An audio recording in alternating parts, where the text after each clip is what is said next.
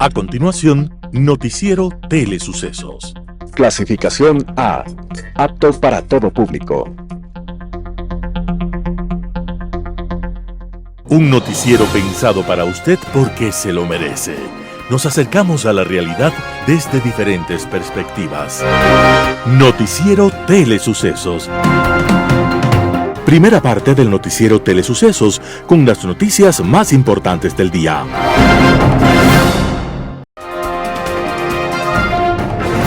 Un día como hoy. En los Estados Unidos, mientras correteaba por los campos, un niño miraba volar las aves y pensaba que él también quería alguna vez tocar el cielo con las manos. Ese pequeñito, que se llamaba Charles Lindbergh, a los 20 años ya era piloto y había diseñado su propio avión para lograr una gran hazaña. Lindbergh buscaba ganar $25,000 ofrecidos por un banquero para quien volara solo a través del mar Atlántico entre Europa y los Estados Unidos. Lindbergh entonces diseñó su propio avión, que incluía una silla de mimbre muy incómoda para impedirle dormir en medio de la larga travesía que ya tenía en su mente. Entonces, con pocos víveres, con un botellón de agua, con una balsa pero sin paracaídas, Lindbergh inició el vuelo que parecía imposible. Lindbergh solo tenía una brújula, se orientaba por las estrellas y pronosticaba el tiempo leyendo la forma de las nubes. Y el avión se levantó en medio de una multitud llena de entusiasmo y de temores silenciados. El mundo entonces contuvo la respiración durante más de un día, hasta que al final los radios estallaron con la noticia. El monomotor había sido avistado sobre Irlanda y horas más tarde aterrizaba cerca de París. El mundo en ese momento tenía un nuevo héroe. Era Charles Lindbergh, un muchacho de apenas 25 años. Luego la vida de Lindbergh no fue fácil. Pagó el precio de la fama cuando perdió a su pequeño hijo y fue atacado por su aparente neutralidad frente a Alemania en la Segunda Guerra Mundial. Charles Lindbergh estaba naciendo un día como hoy, 4 de febrero de 1902, y nos enseñó que los grandes desafíos se enfrentan con grandes decisiones. Las principales noticias del día. Titulares. Daniel Noboa anuncia acuerdo comercial con Canadá tras concluir las negociaciones. Corte Constitucional declara inconstitucionales los decretos con los que Daniel Noboa encargó la presidencia a Cynthia Hellyburtt. Consecuencias para Ecuador por la paralización de la ayuda al desarrollo ordenada por Donald Trump. En política internacional, la cosecha del odio. Los editoriales serán de Martín Pallares. Los apoyos a Maduro apestan a mafia. Santiago Basabe, votemos bien. Noticias del día. Daniel Noboa anuncia acuerdo comercial con Canadá tras concluir las negociaciones. El presidente Daniel Noboa aseguró que se terminaron las negociaciones y el Ecuador tendrá acuerdo comercial con Canadá. Este anuncio significa que se cerró las rondas de negociaciones con este país del norte de América y solo faltaría la firma del acuerdo entre el primer ministro canadiense y el presidente de Ecuador. El gobierno de su antecesor, Guillermo Lasso, dejó pavimentado el camino para que arranquen las negociaciones y que fueran aprobadas por Canadá, justo para el inicio del gobierno de Noboa, a mediados de diciembre del 2023. Y un año después culminó la quinta fase de las negociaciones, permitieron a las autoridades avanzar en temas de comercio de bienes, servicios o inversión, entre otros aspectos. También lograron cerrar textos en capítulos en materia laboral, ambiental, medidas sanitarias y fitosanitarias, pueblos indígenas, transparencia y corrupción, empresas estatales, entrada temporal de personas de negocios, solución de controversias, procedimientos de origen e institucional y el cierre técnico del capítulo de acceso a mercados. Según el Ministerio de Producción, este acuerdo tiene un gran potencial en lo que respecta a las exportaciones ecuatorianas, particularmente en productos específicos como flores, banano, cacao, camarón y otros artículos de alto valor. Canadá se ha vuelto uno de los principales inversores en el sector minero de Ecuador, con una gran mina de oro ya en explotación desde el 2019, como es Fruta del Norte, a cargo de Lundin Gold. Y otra serie de empresas están en vías de obtener los permisos para desarrollar diversos proyectos mineros a lo largo de los Andes y la Amazonía de el Ecuador. La Corte Constitucional declara inconstitucionales los decretos con los que Daniel Noboa encargó la presidencia a Cynthia Hellyburtt. La disputa entre Daniel Noboa y Verónica Abad habría llegado a su fin. Este 3 de febrero de 2025, la Corte Constitucional de Ecuador dio a conocer su resolución sobre las demandas presentadas a los decretos ejecutivos 500 y 505. En ambos casos, la Corte dijo que los decretos son inconstitucionales por ser contrarios al artículo 146 de la Constitución.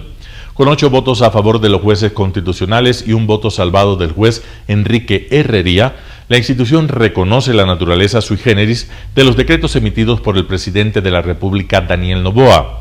Con los 2 decretos, el presidente Daniel Noboa designó a su secretaria de la Administración, Cynthia Helliber, como presidenta para poder ausentarse del cargo y asumir actividades propias de la campaña electoral de 2025. Esto ocurrió pese a que la vicepresidenta electa en las urnas, Verónica Abad, había regresado de Israel y podía asumir el cargo. Además, la Corte explicó que si bien ambos decretos perdieron vigencia, previo a la decisión de la institución, esta sigue facultada para pronunciarse sobre ellos, ya que tienen potencialidad de producir efectos contrarios a la Constitución pese a su derogatoria.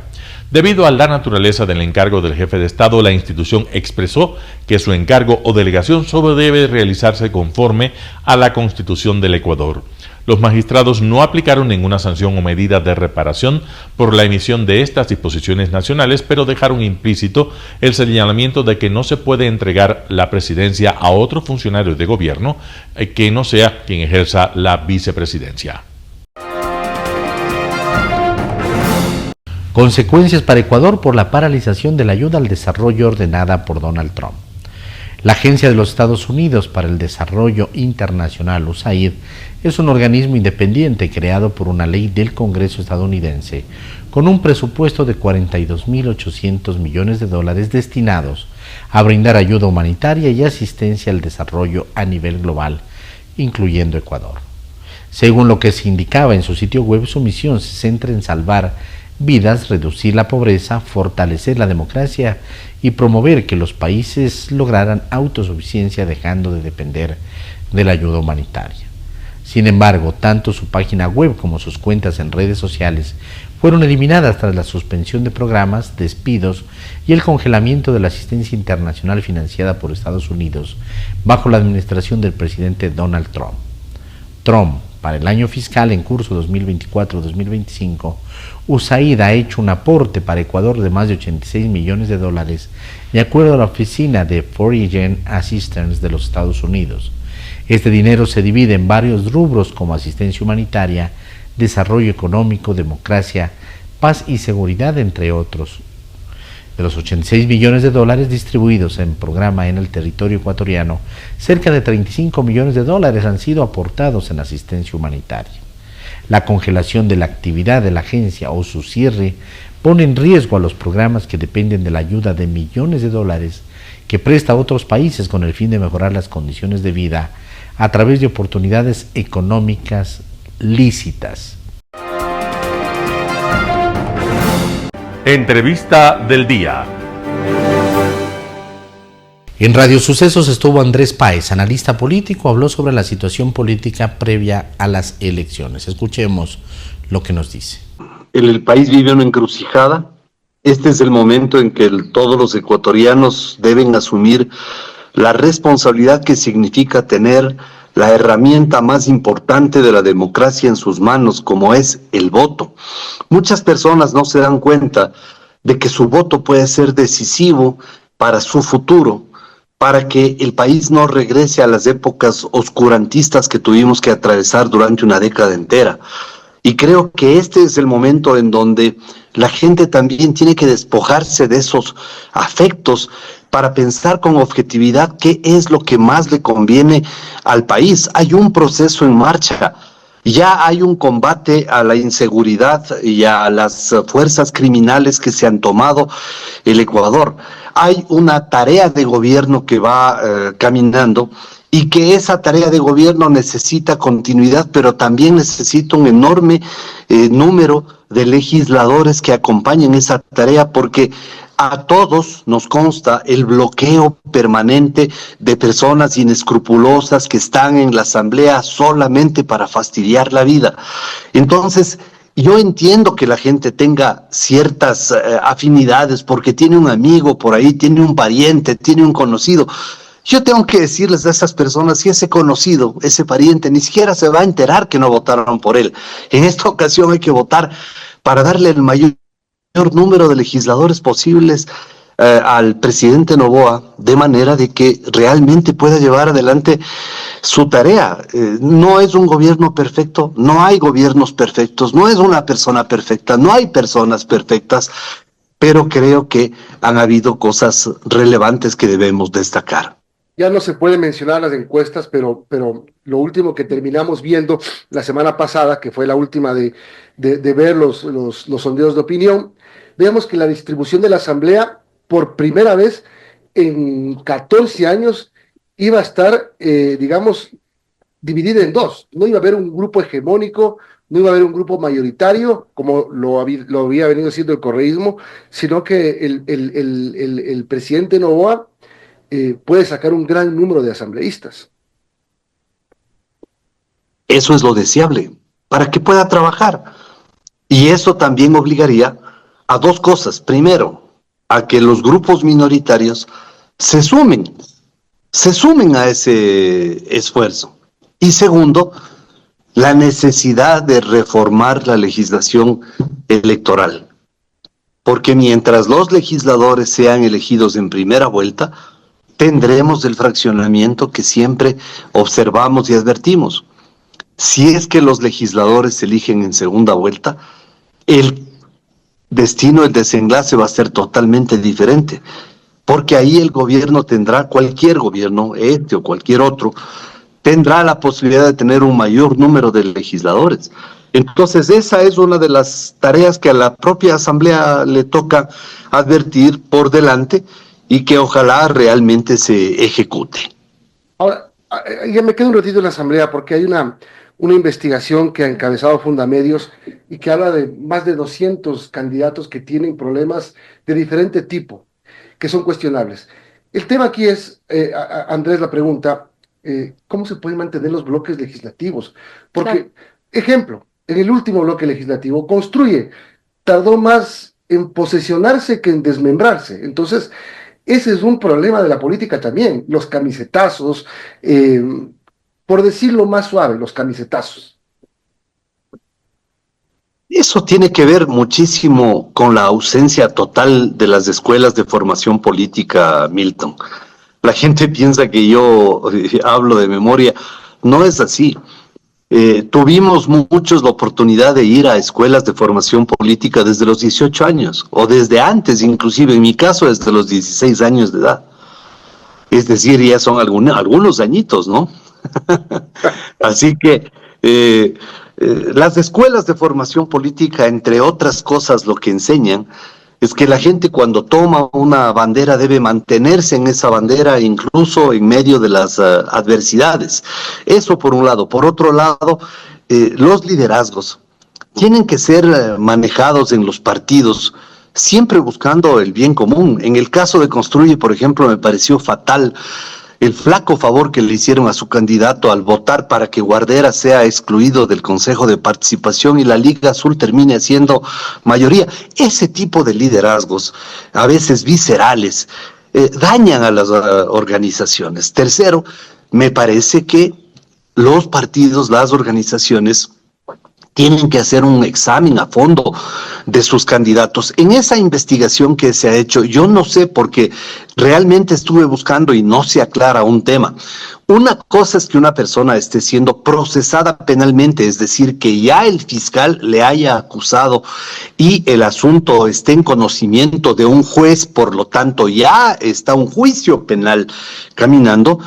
Otra cosa es que haya una investigación previa, porque investigaciones previas pueden haber por centenares, por una infinidad de temas. A veces se plantean investigaciones previas incluso por situaciones totalmente injustas. No estoy justificando a ninguna de las personas inmiscuidas en esta investigación, pero sí me parece que ahí esta organización debería distinguir quiénes están en investigaciones previas y quiénes están ya en el procesamiento judicial propiamente dicho, porque de esa forma también se esclarecería cuál es la situación. corrupción. Ahora bien, dentro de esos candidatos también hay otros que tienen juicios civiles, cobros de cheques, pagarés, otro tipo de procesos como indemnizaciones de carácter laboral, incumplimientos en el pago de arrendamientos.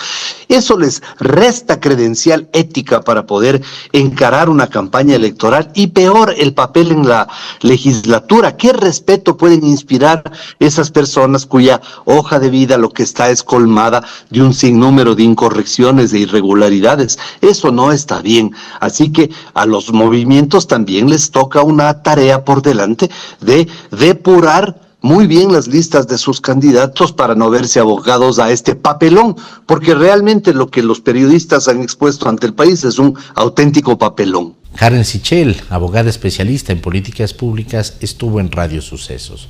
Hizo un análisis del proceso electoral y también sobre la situación del Consejo de Participación y Control Social. Vamos con la nota. Es decir, la Corte Constitucional está prevista, diseñada como un actor político y tiene funciones que si es que uno analiza comparativamente cómo funcionan otras cortes, nuestra Corte Constitucional no debería tener. Tiene funciones políticas, que son meramente políticas y además, debido a cómo se comportan los políticos de nuestro país, muchos de los conflictos terminan siempre discutiéndose y resolviéndose en la Corte Constitucional, lo que eminentemente hace que la Corte esté conformada por jueces que deciden sobre la política del país.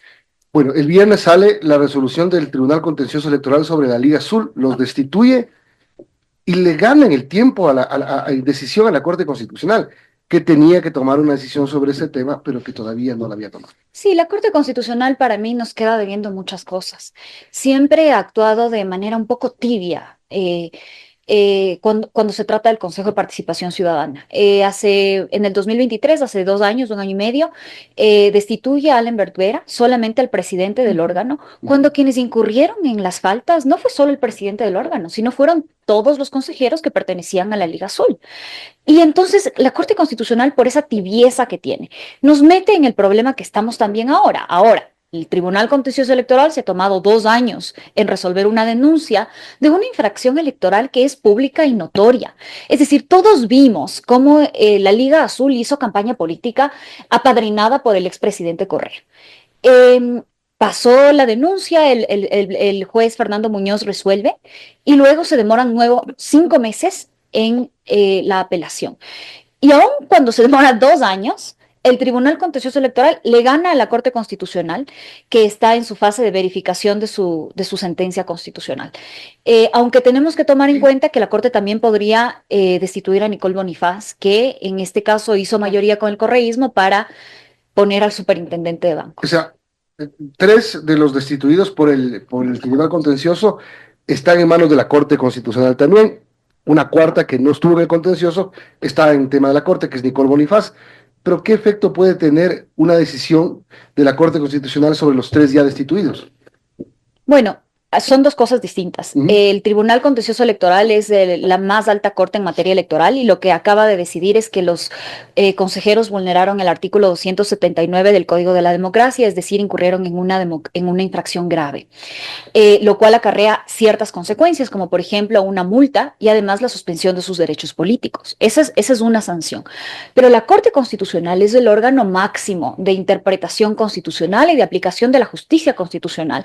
Y entonces, en este caso, la Corte Constitucional está verificando que sus sentencias se cumplan. Eso por el artículo 436 de la Constitución. Entonces, son 2 materias distintas. La Corte Constitucional podrá tomar medidas de reparación ante la vulneración de sus dictámenes, como por ejemplo la destitución. Y esto ha sido muy claro a la Corte, particularmente en el dictamen 219-IC, que es el dictamen en donde se le destituye a Alenbert Vera, en el párrafo 13 y 14, la Corte dice: yo puedo destituir si es que tú incumples mis sentencias. Entonces son 2 cosas distintas que en la práctica acarrean la destitución y la Corte verá si es que también hay otras sanciones que puede hacer, porque la Corte tiene todas las facultades de mandar a reparar las medidas, en este caso por incumplir una sentencia constitucional. Yo quisiera cambiar de tema, Karen, pero ya que estamos hablando de la Corte Constitucional, algo que pasó el viernes y que en el chat de prensa muchos periodistas no entendían el comunicado que emitió la área de comunicación de la Corte Constitucional, es que decide sobre el encargo de la presidencia de la República de Daniel Noboa a Cynthia Gelibert, que dice que ha decidido hace 8 días, pero que aún no notifica, y por esta razón no hacía público la sentencia ni la votación de los 9 jueces que integran la Corte sobre los decretos ejecutivos 494 y 500 que conciernen a este caso. Es decir, nos dicen que ya han tomado una decisión, pero tampoco nos dicen cuál. Creo que esto nos lleva al punto, bueno, procesalmente ellos han dicho es que estamos cumpliendo las notificaciones primero y falta el voto salvado. Son 10 días, término que tienen precisamente para notificar. Desde el viernes. Desde que toman la decisión, que es el viernes. El viernes, no hace, o sea, el viernes y 8 días para adelante, o sea, es decir, 10 días. Sí, son 10 días realmente, porque contaríamos el fin de semana en este caso, o sea, no contaríamos más bien. Okay. Entonces, pero bueno, entonces hay esa justificación procesal, digamos. Pero lo que está pasando es que la Corte Constitucional está haciendo un juego político, porque ¿cómo es posible que tomes una decisión tan importante respecto de quién es la vicepresidenta del Ecuador y digas, ya tomé una decisión, pero no puedo hacerla pública? Es una falta de irresponsabilidad de la Corte Constitucional, pero inmensa. Además que se filtra, ¿no? Porque salió el caso, era el día viernes, a decir cuál era la decisión de la Corte, lo que provoca más preocupaciones además. Así es. Y el tema de los cálculos o coincidencias, porque esto lo pueden tranquilamente anunciar después de la primera vuelta. Y entonces el presidente también entra en ese juego. Rápido deroga el decreto 500, rápido comienza a tomar estas medidas. Entonces nos sume.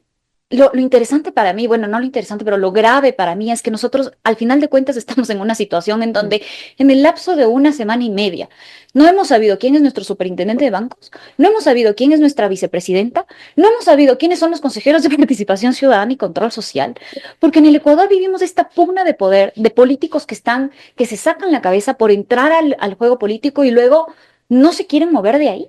Y a ese juego, lamentablemente, creo que la Corte Constitucional está entrando y se está convirtiendo en un actor político y no debiera hacerlo, porque no es el rol de una Corte. El rol de la Corte es velar por el cumplimiento de la Constitución, que tan gravemente incumplió el presidente Noboa cuando designa y encarga e interpreta fuerza mayor como le da la gana.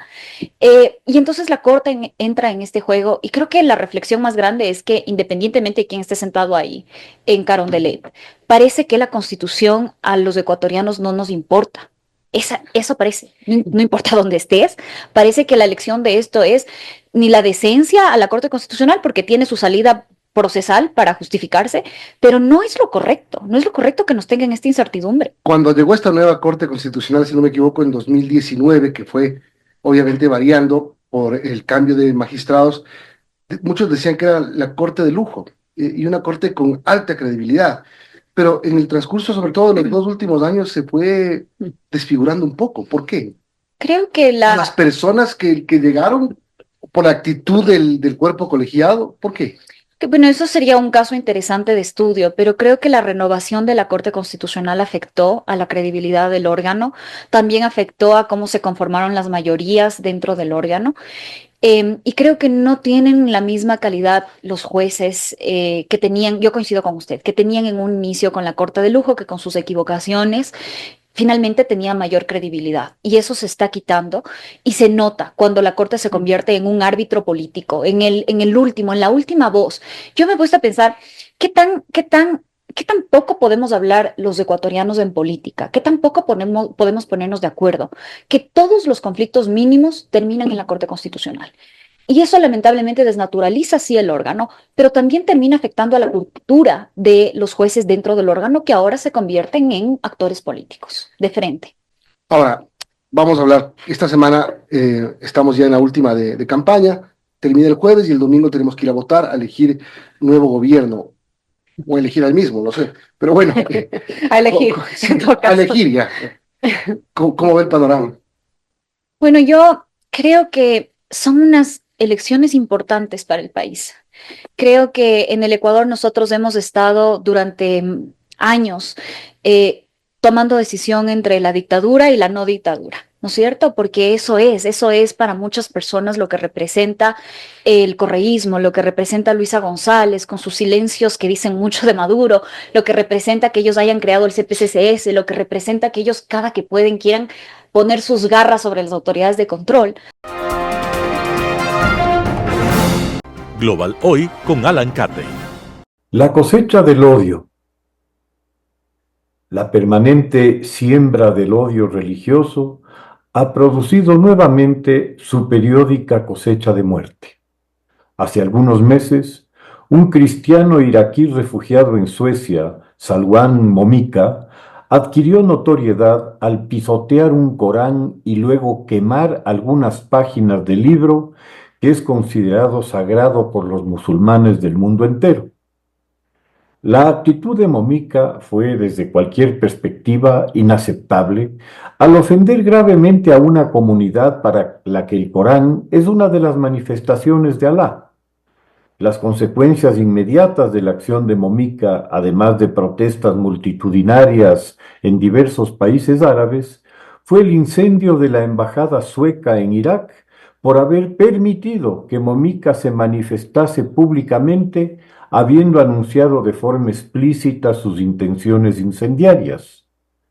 Para el gobierno sueco, la quema del Corán, pese a lo criticable de la acción, no es algo ilegal y está dentro de los derechos individuales de libertad de expresión y opinión.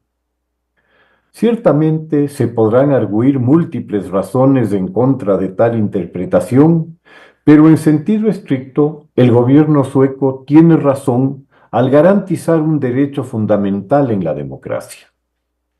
Para el mundo islámico, esta interpretación es incomprensible, dada la intransigencia del credo islámico y su naturaleza totalitaria y fundamentalista, para el que la vida humana está supeditada al cumplimiento de unos inescrutables designios de la divinidad, según los criterios de unos intérpretes que asumen el papel de jueces de vida y muerte.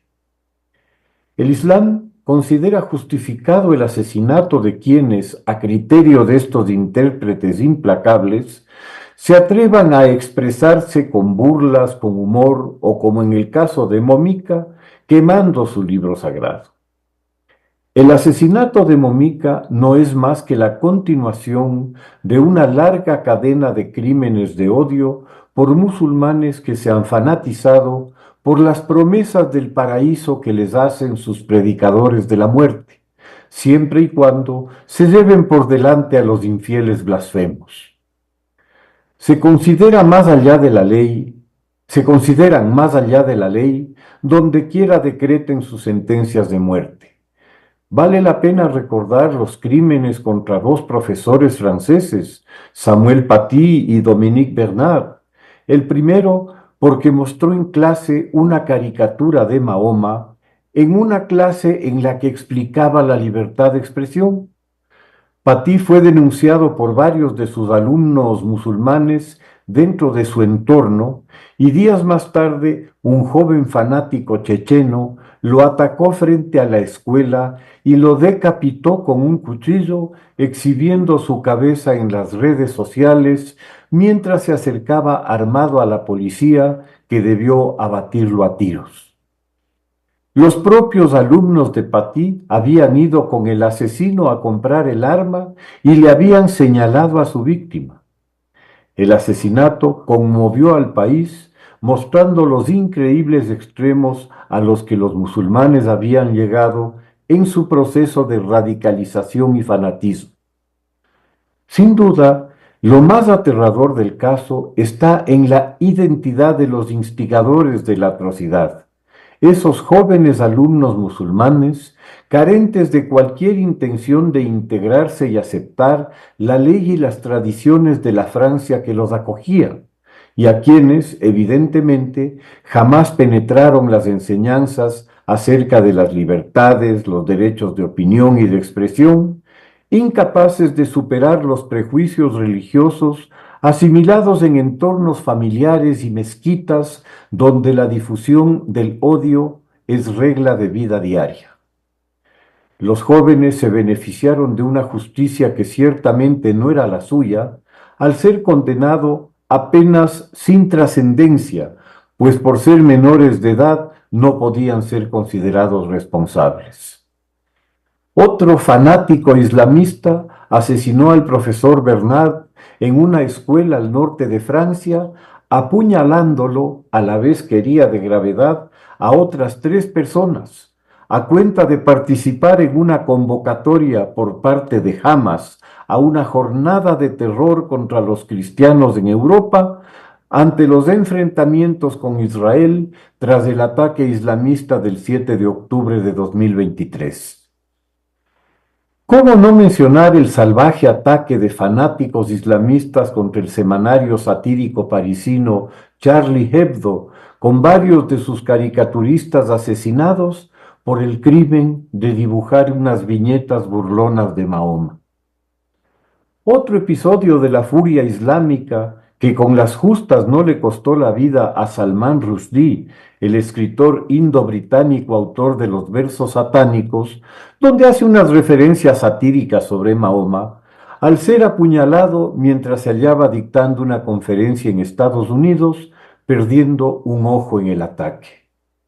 Esta fue la culminación de una persecución contra Rushdie durante décadas, desde el edicto de Jomeini en su contra, una fatua por la cual se exigía a todo musulmán que lo asesinara con una promesa de salvación eterna en un paraíso islámico con beneficio ilimitado de vírgenes. Rushdie se salvó, pero quedó muy claro que sus precauciones y seguridades no podrán relajarse por el resto de su vida. La estridente propaganda musulmana por el respeto a su religión y a su identidad en Europa o en el ámbito cristiano es curiosamente recogida por los medios de comunicación europeos y repetida incluso por funcionarios e instituciones públicas.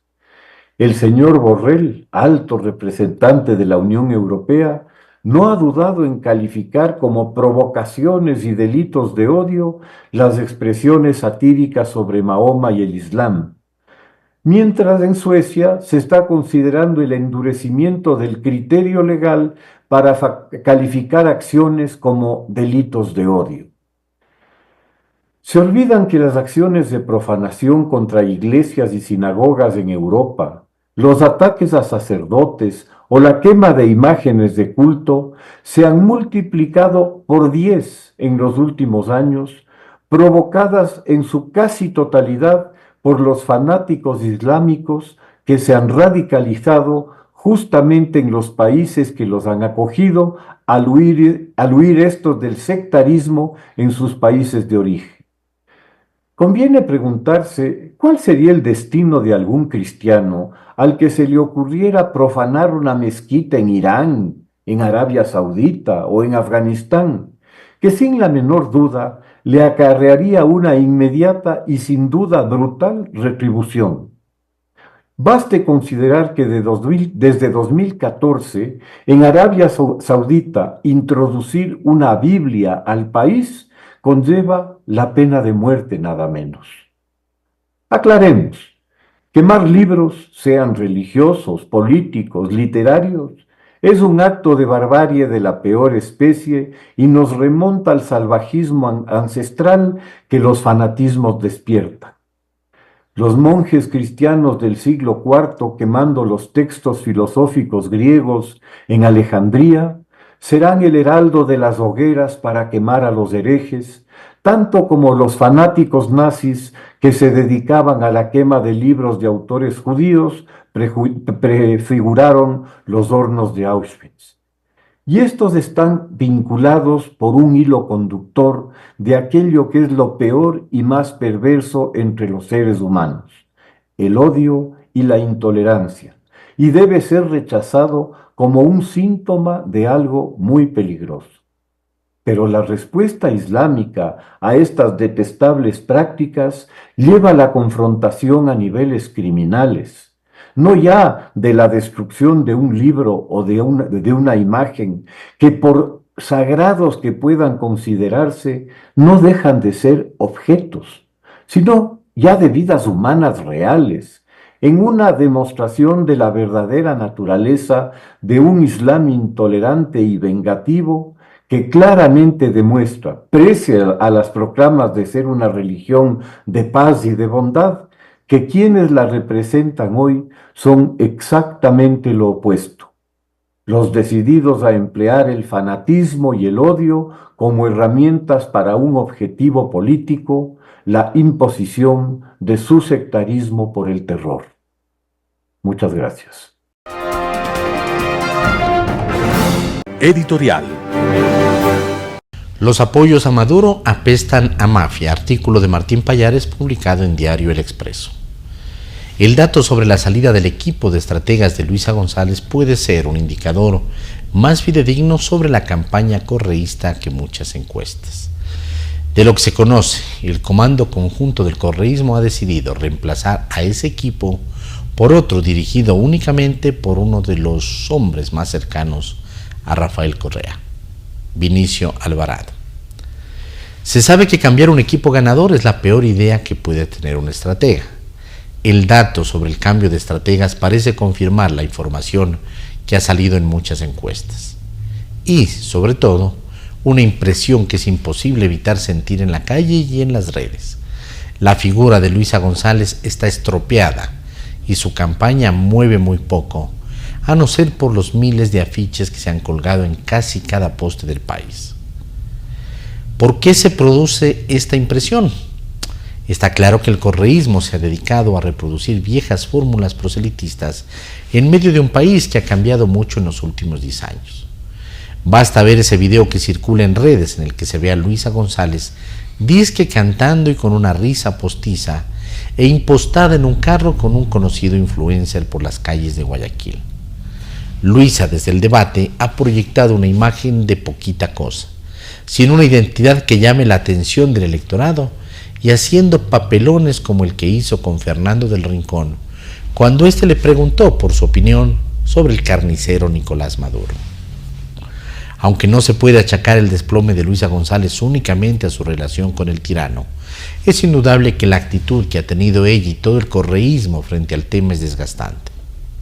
La afiliación y apoyo que han mostrado estas últimas semanas Rafael Correa, ella y todos los lugartenientes del correísmo, léase Aquiles, Pavel, Marcel y Paola, con la tiranía venezolana no hace únicamente despertar reticencias ideológicas en sectores del electorado, sino que parece confirmar una imagen que el correísmo ha proyectado en los últimos meses, la de mafiosos.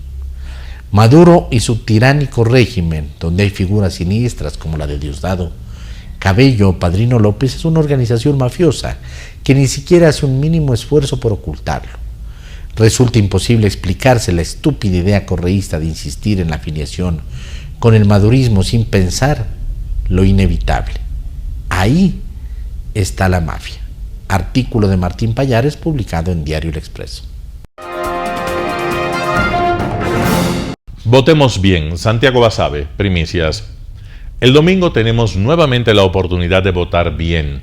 Aunque toda persona que no esté inhabilitada puede y debe sufragar, la diferencia entre este grupo humano y quien se deprecia de ser ciudadano está en el criterio con el que va a depositar su voto. Votar bien significa valorar las opciones existentes y entregar la confianza a aquella que nos representa mejor.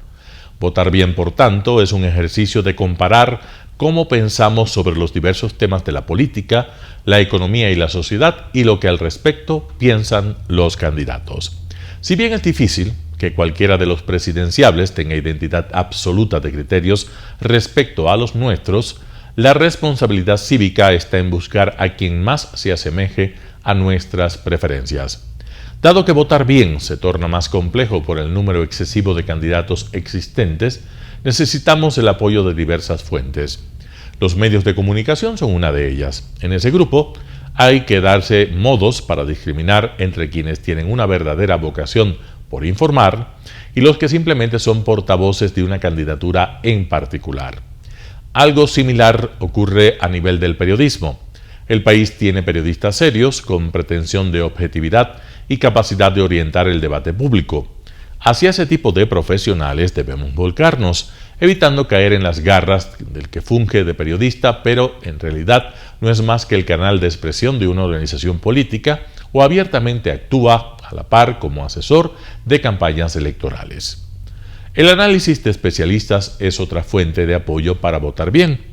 Al igual que en el caso de los periodistas y los medios de comunicación, acá el ejercicio cívico que tenemos para los días siguientes está en discriminar a quienes efectivamente ofrecen una opinión fundamentada de los que simplemente utilizan los espacios públicos para favorecer las candidaturas para las que trabajan. Asesorar a una organización política es perfectamente legítimo. No lo es titularse fraudulentamente como analista frente a un micrófono o a una cámara. En medio hay una cuestión ética que no admite mayor discusión. Igualmente cuestionable es el analista que, sin tener apegos específicos hacia una candidatura, opina de todo tema sin discriminación alguna. Un día es experto legal, al día siguiente una eminencia en seguridad, luego en comunicación, economía, deportes, arte, cultura y demás. Si queremos votar bien, tenemos que prender las alertas frente a los todólogos. Finalmente, las encuestas de opinión nos dan una idea de cómo marchan los candidatos y pueden, en alguna medida, servirnos para votar bien. Nuevamente, el país tiene cada vez menos trabajo de este tipo que sea confiable, por lo que nuestra obligación está en separar la paja del trigo. El que es encuestador no es analista, esa es una premisa a tener presente. Hay que diferenciar espacios. El que es encuestador no es funcionario público candidato. Otro juicio o elemento de valor al momento de valorar los números que ahora mismo invaden las redes sociales. A propósito de lo dicho, luego de que el proceso electoral haya terminado, es imprescindible hacer una evaluación de las encuestadoras para en función de ello seguir otorgando confianza a las que realizan bien su trabajo, que sí las hay, y para sancionar éticamente a aquellas que no son más que vehículos propagandísticos de las chequeras que mejor se comportan. Votar bien no es fácil, sin duda, pero es nuestra obligación si nos asumimos como ciudadanos. Votar bien es un ejercicio complejo en cualquier régimen democrático y es aún más difícil en contextos como el ecuatoriano, en el que la oferta electoral es tan amplia que no propicia la mejor decisión del votante, sino el hartazgo. A pesar de ello, tenemos responsabilidad directa sobre los resultados de este domingo, por lo que es necesario votar bien. Al igual que en nuestras actividades cotidianas, el domingo tenemos que asumir nuestro compromiso ciudadano con la seriedad que ello amerita. Luego, cuando todo esté consumado, ya no habrá espacio para las quejas ni los reproches. Santiago Basabe, Primicias. Noticias internacionales.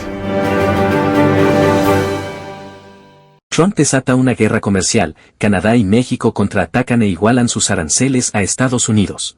Los clientes de un supermercado de Pensilvania han reaccionado ante la decisión del presidente estadounidense Donald Trump de imponer aranceles a las importaciones de Canadá, México y China, los principales socios comerciales de Estados Unidos. Sus aranceles del 25% contra Canadá y México, bajo la excusa de frenar la inmigración ilegal y el tráfico de fentanilo, según palabras del propio presidente, han dado lugar a que ambos países impusiesen las mismas tarifas a las importaciones estadounidenses. Let's give it a go. Let's give it a go. And we'll see. I mean, we still have 4 years to give it a shot. Try it. And what? In the next 4 years, they say, no, that's garbage, then get rid of it. I know that we have a lot of trade with the countries named, especially China, and obviously Mexico and Canada are neighbors, so I have to imagine there's a decent amount of trade there. Tariffs will, inevitably be passed on to the consumer, and I don't think that's what anyone voted for necessarily. Trump ha impuesto además aranceles del 10% a las importaciones de China.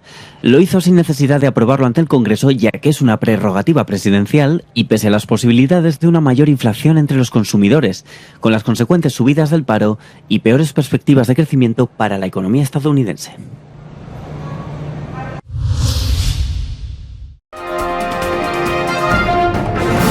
Protestas masivas en Alemania contra la extrema derecha. Decenas de miles de personas han salido a las calles en toda Alemania el fin de semana para mostrar su oposición al endurecimiento de la política migratoria del candidato de la conservadora CDU, Friedrich Merz, después de que su partido sacara adelante una propuesta en el Parlamento gracias a los votos de la extrema derecha. El domingo por la tarde, hasta 160.000 personas se reunieron en una gran manifestación en Berlín. Also ich habe es mal freundlich formuliert an Herrn Merz gerichtet, ihn nochmal daran zu erinnern an seine hoffentlich gute Erziehung, die genossen hat. Und deswegen der Spruch, mit Nazis spielt man nicht, hat es probiert. Und ich hoffe, kriegt erstmal auf seine, sozusagen aus seinem Fehlverhalten seine entsprechenden Prozente ab. Merz ha sido acusado por manifestantes y políticos de la izquierda de romper un tabú y poner en peligro el denominado cortafuegos de los partidos tradicionales contra la ultraderechista Alternativa para Alemania. Pero Merz insiste en que su posición no ha cambiado y que no ha colaborado ni piensa colaborar con el partido. Las encuestas muestran que la CDU lidera con el 30% de apoyo, mientras que Alternativa para Alemania está en segundo lugar con un 20%.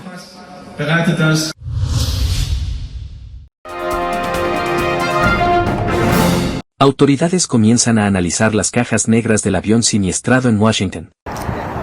Son los equipos de rescate dedicados por segundo día consecutivo a las labores de búsqueda de los cuerpos y fuselaje en las aguas del río Potomac.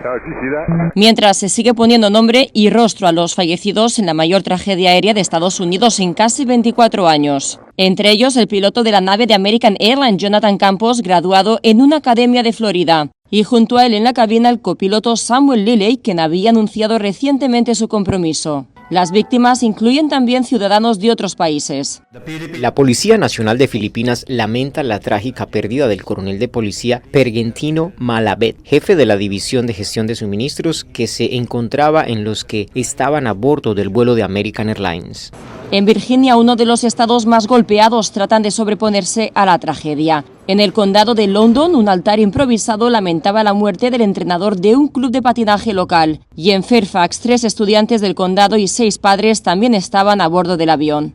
Mientras el presidente Donald Trump sigue ofreciendo sus hipótesis sobre lo ocurrido sin que las investigaciones hayan ofrecido información para sustentarlas. El helicóptero Black Hawk volaba demasiado alto, por mucho. Estaba muy por encima del límite de 200 pies. En realidad, eso no es demasiado complicado de entender, ¿verdad? Pero como un avión comercial acabó chocando con un helicóptero del ejército cerca de la pista de aterrizaje del aeropuerto Reagan, será algo que tendrán que esclarecer las autoridades a cargo de la investigación. Hemos recuperado los restos de 41 personas y 28 de estas víctimas han sido identificadas fehacientemente. Como a las 6 de la mañana se han realizado las notificaciones pertinentes a 18 familias. Dijeron las autoridades que ya están analizando las 2 cajas negras recuperadas del avión, pero afirmaron que necesitarán tiempo para un informe preliminar. Carolina Valladares, Voz de América, Washington. La OMS pide evacuar urgentemente a más pacientes de Gaza. Los camiones se preparan para cruzar el paso fronterizo de Rafah para llevar ayuda humanitaria a la franja de Gaza, mientras se mantiene el acuerdo de alto el fuego entre Israel y Hamas. Mientras tanto, 34 niños y 3 adultos han sido evacuados de Gaza para recibir atención médica en Egipto, con el apoyo de la Organización Mundial de la Salud. La OMS insta a que las evacuaciones médicas se realicen por todas las rutas posibles, ya que miles de vidas dependen de ellas. WHO estimates that between 12 and 14,000 critical patients need to be medevac outside Gaza. Yeah. So this is just the start. What we need is medical corridors now outside Gaza. El cruce de Rafah fue reabierto el sábado después de estar cerrado desde mayo.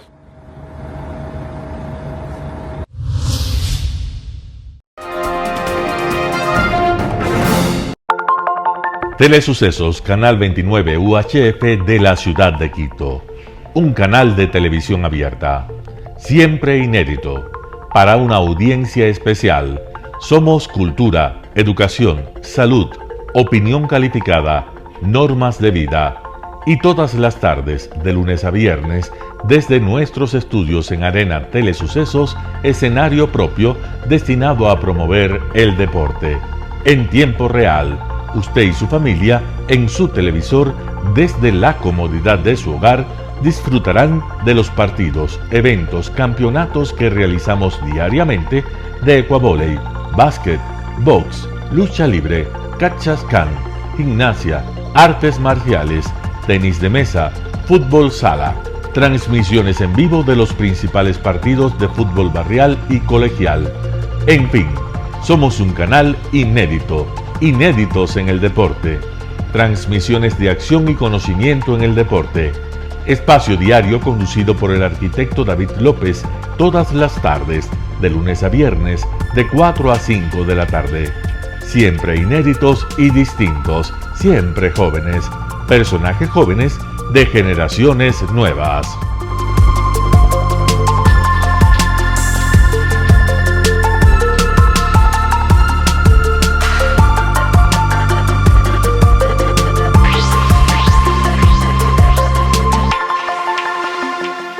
El término arena dejó tiempo atrás de ser sinónimo de muerte. Hoy es un espacio de vida, de desarrollo de una de las actividades básicas del comportamiento humano, el deporte, que quizá, como ninguna, moviliza sentimientos y emociones, elimina como principio la violencia, intereses personales, trampas, desunión e intrigas. El deporte, con sus valores, solo deberá entregar mensajes de bien para mejorar las actuales estructuras sociales y políticas en deterioro en las que vive nuestro país.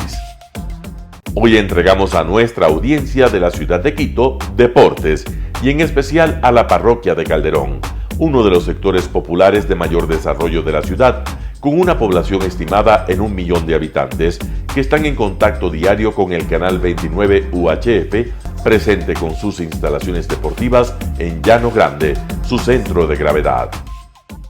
Telesucesos, desde nuestro estudio principal y en el de Arena Telesucesos, es el único medio de televisión que transmite de lunes a viernes 4 horas diarias de diversos eventos y novedades deportivas: el ecuavóley, básquet, tenis de mesa, halterofilia, taekwondo, esgrima, box, cachascán, gimnasia olímpica. Pueden ser observados en Canal 29 UHF y en todas las redes sociales en su televisión, sin ningún costo, desde la comodidad de su hogar, en nuestro canal y en las redes sociales. Arena Telesucesos es el escenario en donde el deporte tiene vida. Nuestros invitados y jugadores están en la cancha junto a usted y como nunca antes en la pantalla de su televisor, acercándole a un espectáculo inolvidable de luz, color y fiesta. Por fin usted encuentra el deporte que practica y que nunca es transmitido ni considerado por otros medios de comunicación con la importancia que nosotros le damos. El ecuavóley es el gran protagonista en una cancha con todos los estándares y comodidad para su práctica. Es el único deporte ecuatoriano con partida de nacimiento ecuatoriana.